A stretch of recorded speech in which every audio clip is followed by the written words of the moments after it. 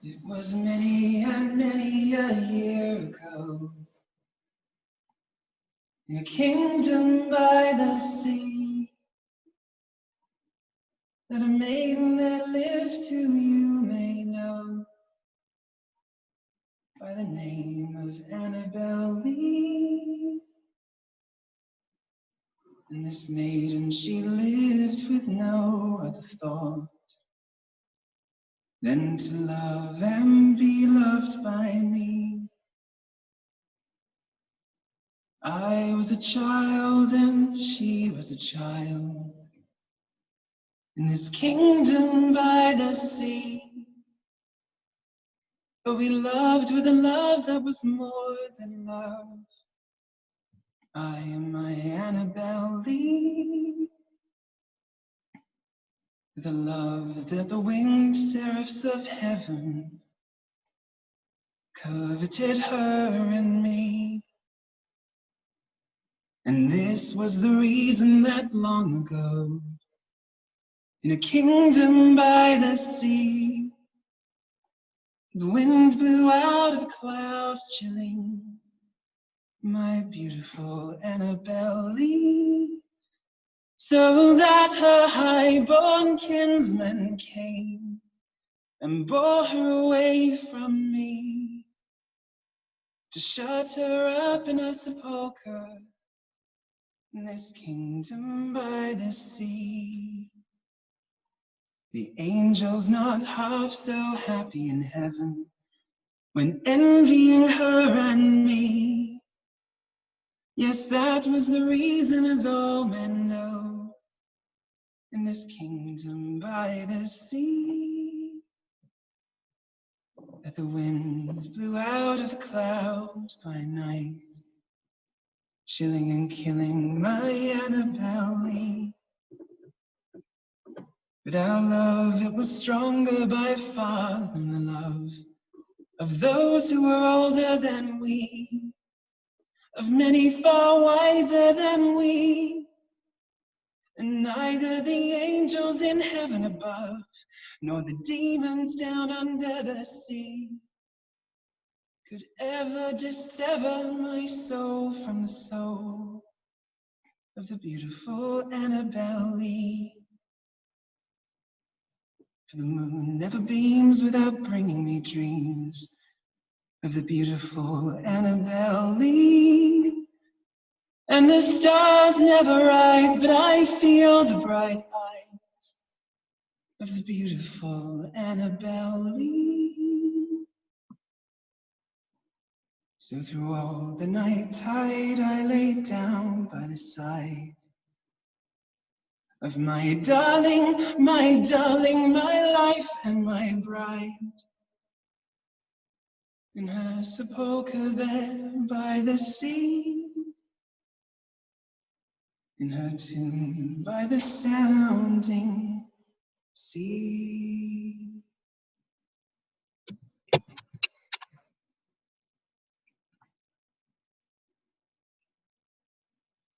There is a plague upon this world. I have seen it, know all too well the horrors it can inflict. Blood upon the lips, a loss of breath, the endless act of dying.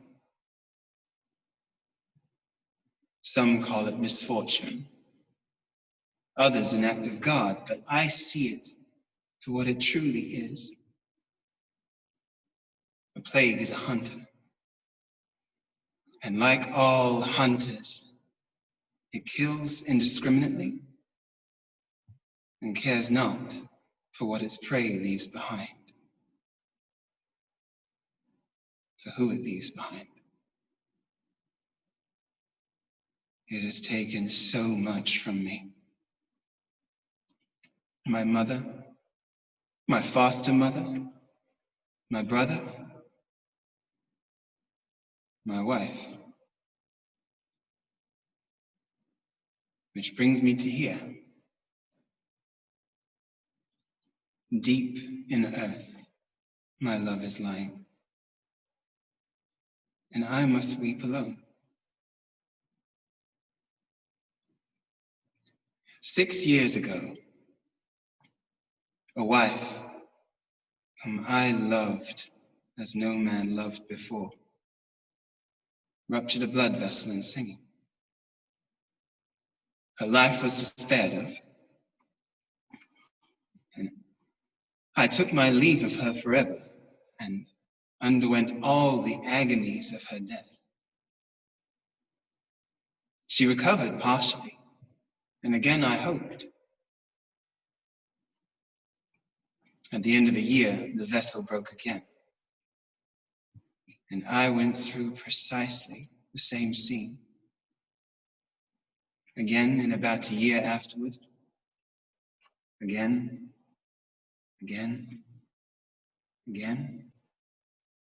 and even once more again, about a year afterward, and always at varying intervals. Each time, I felt all the agonies of her death, and with each accession of the disorder, I loved her more dearly and clung to her life with more desperate pertinacity. But I am constitutionally sensitive, nervous in a very unusual degree. I became insane with long bouts of horrible sanity.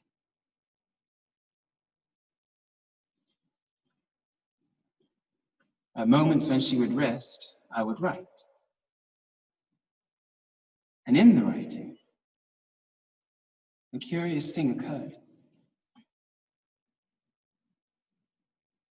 Women would die and leave their loved ones behind to mourn. I came to realize that my mind was preparing me for what was to come, for this very moment. But the cruelest irony is that while I wrote of my own personal hell, when I gave my fears a voice, these writings became my most popular work. Once, upon a midnight dreary, while I pondered, weak and weary, over many a quaint and curious volume of forgotten lore, while I nodded, nearly napping, suddenly there came a tapping, as if someone gently rapping at my chamber door. "'Tis some visitor," I muttered, rapping at my chamber door. "Only this, nothing more." Ah, distinctly I remember it was in the bleak December, and each separate dying ember wrought its ghost upon the floor. Eagerly I wished the morrow. Vainly I had sought to borrow from my books surcease of sorrow. Sorrow for the lost Lenore, for the rare and radiant maiden whom the angels named Lenore, nameless here forevermore. And the silken, sad, uncertain rustling of each purple curtain thrilled me, filled me with fantastic terrors never felt before, so that now, to still the beating of my heart, I stood repeating, "'Tis some visitor, entreating entrance at my chamber door, some late visitor, entreating entrance at my chamber door. This it is, and nothing more."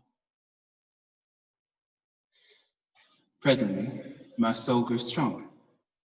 Hesitating then no longer, "Sir," said I, "or madam, truly your forgiveness I implore.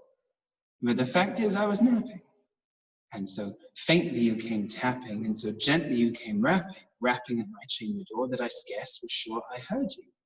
Here I opened wide the door.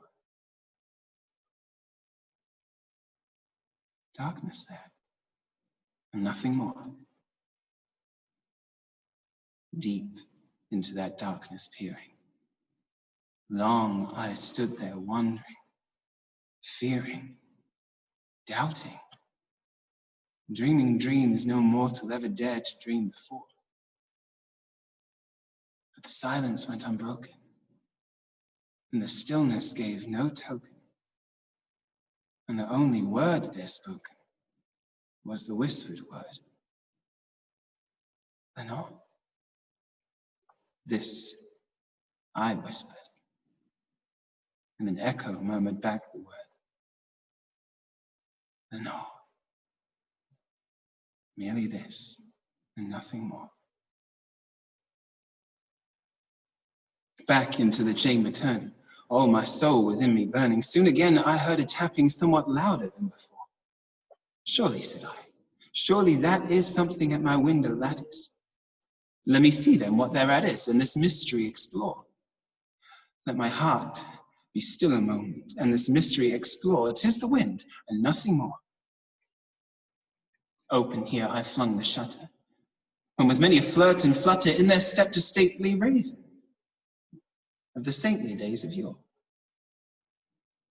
Not the least obeisance made he, not a minute stopped or stayed he, but with mien of lord or lady perched above my chamber door. Perched upon a bust of Pallas just above my chamber door. Perched and sat, and nothing more. Then this ebony bird beguiling my sad fancy into smiling by the grave and stern decorum of the countenance it wore. Though thy crest be shorn and shaven, thou, I said, art sure no craven, ghastly, grim, and ancient raven wandering from the nightly shore. And tell me what thy lordly name is on the night's Plutonian shore. Quoth the raven, Nevermore.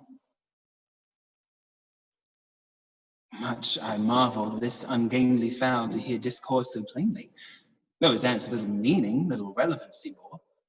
For we cannot help agreeing, and a living human being ever yet was blessed with seeing bird above his chamber door.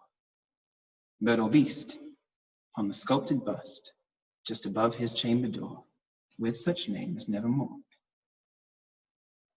But the raven, sitting lonely on the placid bust, spoke only that one word, as if his soul in that one word he did outpour.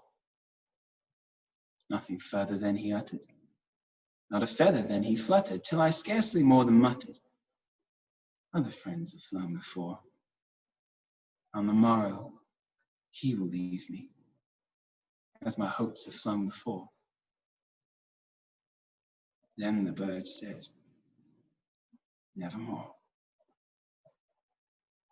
Startled, and the stillness broken by reply so aptly spoken, doubtless, said I, what it utters is its only stock and store, caught from some unhappy master, whom a merciful disaster followed fast and followed faster, till his songs one burden bore, till the dirges of his hope that melancholy burden bore of never, nevermore.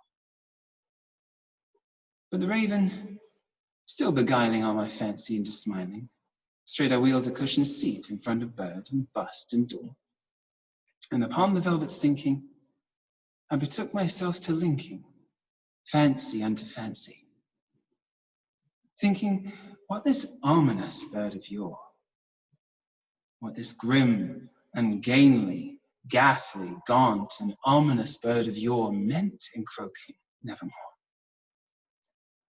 This I sat engaged in guessing, with no syllable expressing to the fowl whose fiery eyes now burned into my bosom's core. This and more I sat divining, with my head at ease reclining on the cushion's velvet lining with the lamplight gloating over.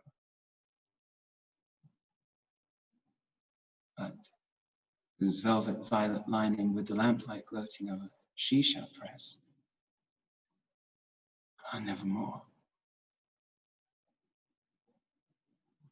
Then methought the air grew denser, perfumed from an unseen censer, swung by seraphim, whose footfalls tinkled on the tufted floor. Wretch, I cried, thy God has lent thee, by these angels he has sent thee, respite, respite and nepenthe from thy memories of Lenore. Quaff, oh quaff this kind of nepenthe, and forget this lost Lenore. Quoth the raven, nevermore. Prophet, said I, thing of evil, prophet still, if bird or devil, where the tempter sent, or where the tempest tossed thee here ashore, desolate, yet all undaunted, on this desert land enchanted, on this home by horror haunted, tell me truly, I implore, is there balm in Gilead? Tell me, I implore. Quoth the raven, nevermore. Prophet, said I, thing of evil, prophet still, if bird or devil, by the heaven that bends above us, by that God we both adore, tell this soul with sorrow laden, if within a distant Aidenn it shall clasp a sainted maiden whom the angels named Lenore. Clasp a rare and radiant maiden whom the angels named Lenore. Quoth the raven, nevermore. Be that word our sign of parting, bird or fiend, I shrieked upstarting. Get thee back into the tempest and the night's Plutonian shore. Leave no black plume as a token of the lie thy soul has spoken. Leave my loneliness unbroken. Quit the bust above my door. Take thy beak from out my heart and take thy form from off my door. Quoth the raven, nevermore. And the raven, never flitting, still is sitting on the pallid bust of Pallas just above my chamber door. And his eyes have all the seeming of a demon's that is dreaming. And the lamplight o'er him streaming throws his shadow on the floor. And my soul, from out that shadow that lies floating on the floor, shall be lifted, nevermore.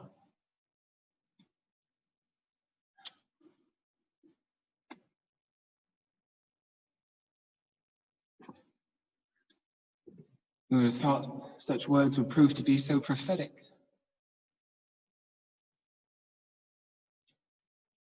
She is gone, and by no feat of will or imagination will she be seen again. By anyone. How cruel to allow us to feel such feelings of love so intensely, only to have them brazenly stolen. For whose entertainment is our pain made folly?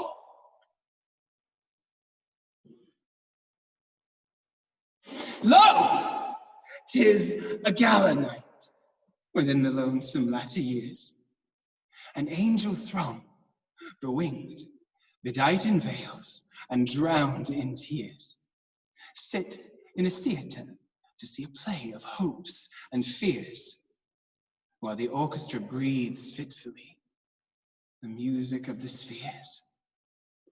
Mimes in the form of God on high mutter and mumble low, and hither and thither fly, mere puppets they, who come and go at bidding of vast, formless things that shift the scenery to and fro, flapping from out their condor wings invisible woe. That motley drama, oh, be sure it shall not be forgot, with its phantom chased forevermore by a crowd that sees it not, through a circle that ever returneth into the selfsame spot, and much of madness and more of sin and horror, the soul of the plot.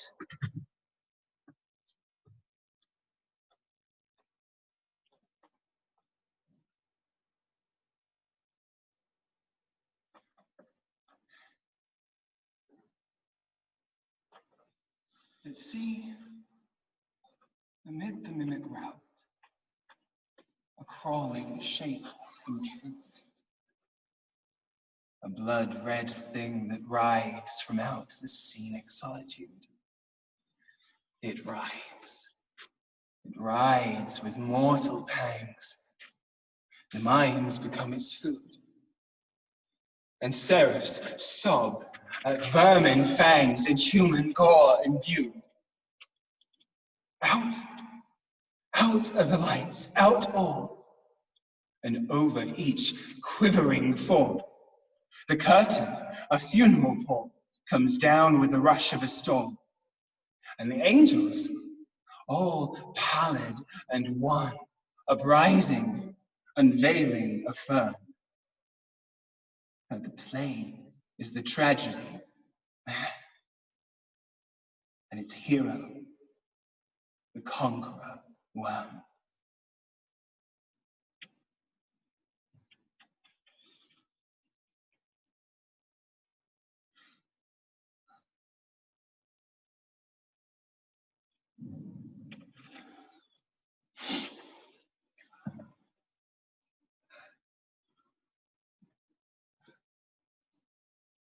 Forgive me.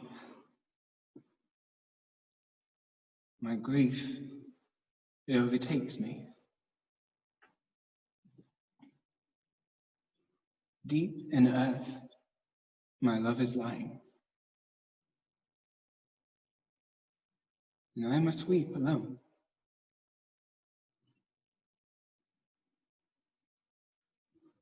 I have felt this grief for as long as I can remember.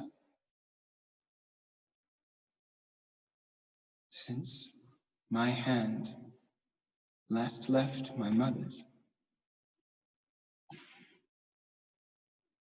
From childhood's hour, I have not been as others were. I have not seen as others saw. I could not bring my passion from a common spring. From the same source I have not taken my sorrow. Could not awaken my heart to joy at the same tone. And all I loved alone. Then, in my childhood, in the dawn of a most stormy life was drawn from every depth of good and ill, the mystery which binds me still. From the torrent or the fountain, from the red cliff of the mountain, from the sun that round me rolled in its autumn tint of gold, from the lightning in the sky as it passed me flying by, from the thunder and the storm, and the cloud that took the form when the rest of heaven was blue, of a demon in my view.